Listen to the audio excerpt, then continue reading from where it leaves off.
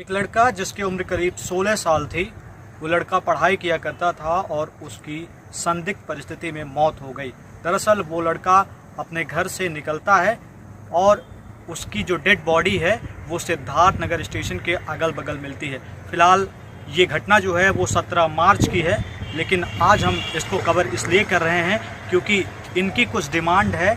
इनको जो उनके परिजन हैं उनको ये लग रहा है कि वो जो मौत हुई है उसमें कहीं ना कहीं कोई जालसाज या साजिश भी हो सकती है। फ़िलहाल हम इनसे बातचीत करने की कोशिश करते हैं और जानते हैं कि आखिर क्या मामला है। क्या नाम है आपका और क्या बात है आपका जो भतीजा था जी उसको क्या हो गया था और कैसे स्थिति बिगड़ गई? सर, वो पढ़ने तो जा रहा था, कक्षा 9 में छात्र था। ठीक, उस दिन वो जो मैटर हुआ है वो हम लोग मतलब कुछ यहाँ से नहीं है कि मतलब घर से कोई कुछ बोला या कुछ भी कहा हो। मान लीजिए कोई पढ़ने के लिए तो हल्का फुल्का डांट बोल सकता है, उससे मतलब नहीं है। लेकिन हमको ये जानना है कि यहाँ से वहाँ तक लड़का गया कैसे।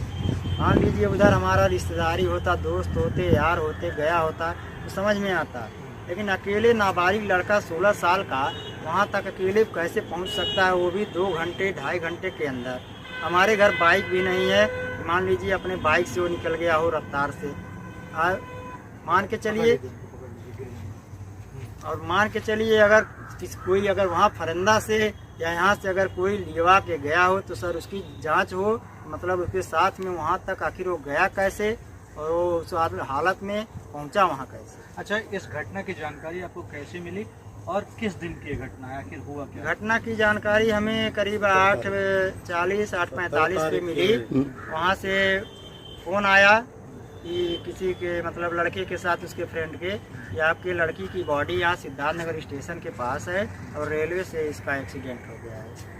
इसके बाद फिर आपको क्या लगता है कि वो लड़का कैसे यहाँ से चला गया, फरिंदा से कैसे वो चला गया?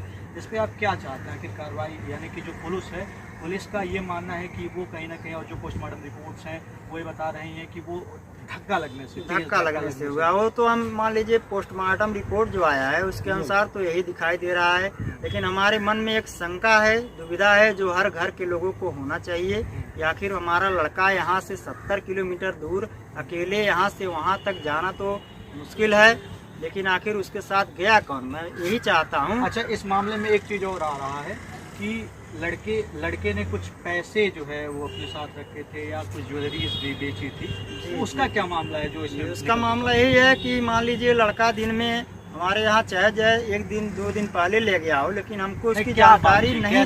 कैसा ज्वेलरी था वो? ज्वेलरी ओम जो लॉकेट पहनते हैं गले में छोटा सा, 2800 रुपया में ये, और इसका दोस्त अमन सिंहपुर ताली हमारे यहाँ से 5 किलोमीटर दूरी पे है, वहाँ से ले आके लोग बेचे और दोनों आधा आधा हिस्सा कर लिए। 1400 लड़का ले लिया, 1400 अमन ले लिया। उसकी जानकारी हमको डेड बॉडी जिस दिन मिली उसके अगले दिन हुआ, वो भी कैसे पता चला कि बगल वाला बैंक जो है चला रहा है वो हमको कल आके बता रहा है कि आपका लड़का हमारे मोबाइल से फ़ोनपे से द्वारा 1400 रुपये प्राप्त किया है। तो हमने पता किया कि ये हमने उसके पिताजी पैसा दिए हैं 1400 और ना ही हम दिए हैं, तो आखिर पैसा उसके पास आया कैसे। तो उस लड़के से जो फ़ोन पे किया था उसकी हमने हिस्ट्री मंगवाई कि आखिर ये पैसा किसके पास से आया है। तो अमन चौहान जो है बोला कि ये लड़का आपका किसी मतलब दोस्त या यार किसी से भी पैसा मंगवाया है। तो हमने बोला कि उसका हिस्ट्री दिखाओ, तो इसने भेजा। तो हिस्ट्री में नीचे 2800 उसी डेट में नेहा ज्वेलर्स के नाम से ऐड हुआ है फ़ोनपे में, और उसी दिन उसी टाइम पे 2-4 मिनट आगे पहले इन्होंने बैंक से पैसा निकाला। उसके बाद हमको शक हुआ नेहा ज्वेलरी के नाम से, आखिर मेरे बच्चे से कोई संबंध है नहीं किसी, मान लीजिए ज्वेलरी से या कुछ भी किसी से, तो आखिर ज्वेलरी वाला पैसा इसके पास क्यों भेजेगा? हम भेजते हैं या इसके पिता भेजते हैं तो समझ में आ जाता। तो आखिर मान लीजिए ज्वेलरी की दुकान से पैसा आया कैसे? तो हमें यही पता लगाया नेहा ज्वेलर्स है कहाँ पे। तो वहाँ दुकान पे हमने गया, वहाँ पता लगाया कि तो बोले दुकानदार कि हाँ ये 2 लड़के, फ़ोटो भी हमने दोनों का दिखाया, उन्होंने एक्सेप्ट किया।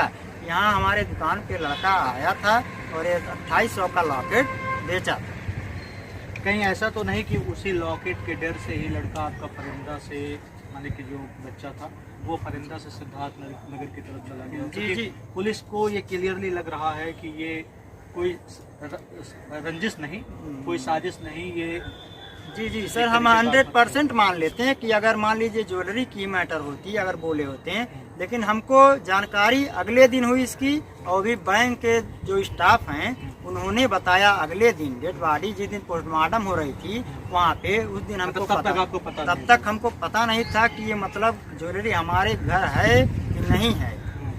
बस।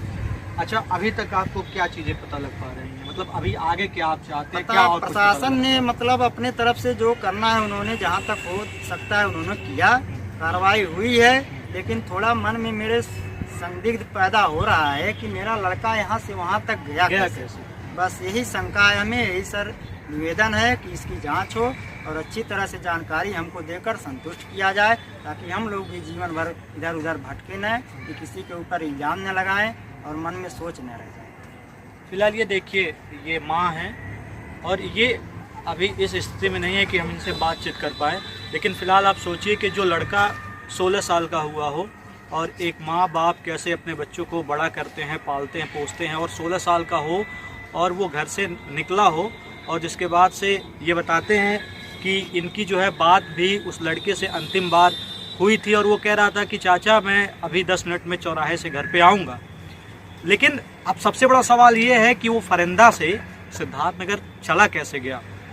ये भी यही चाहते हैं कि इसका पर्दाफाश हो कि आखिर सिद्धार्थनगर गया कैसे, और पुलिस की भी जिम्मेदारी बनती है कि इसको क्लियरली बताया जाए कि आखिर ये आत्महत्या है या कहीं कुछ और है।